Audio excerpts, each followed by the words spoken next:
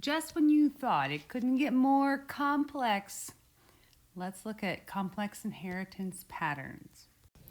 Codominance is a little different. That's when both traits are fully and separately expressed.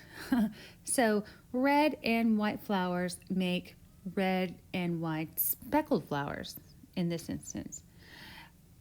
This is a good example of blood type, where in humans, AB blood type is fully expressed. Humans can have A blood type, or they can have B blood type, or they can have AB blood type. And so blood type is one of the examples of a multiple allele, because you can also be positive or negative, but it's also a great example of codominance. So let's do a Punnett square with codominance. In my third example here, I have horses. They're painted horses. They're so beautiful. They're my favorite. Okay, brown horses are big B. That's homozygous dominant.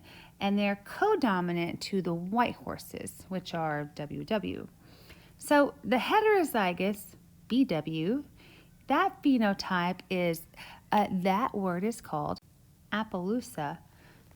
It's the patterned horses like this guy right here where like the wild Indians used to ride. So that's a white horse with brown spots. And we want to cross a white horse with an Appaloosa horse. So the white horse, all right, is going to be WW.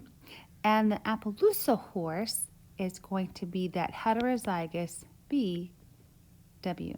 So I'm going to do my Punnett square. Their offspring, it looks like, are going to be right here, BW, which is the Appaloosa horse, and then WW, which is the white horse.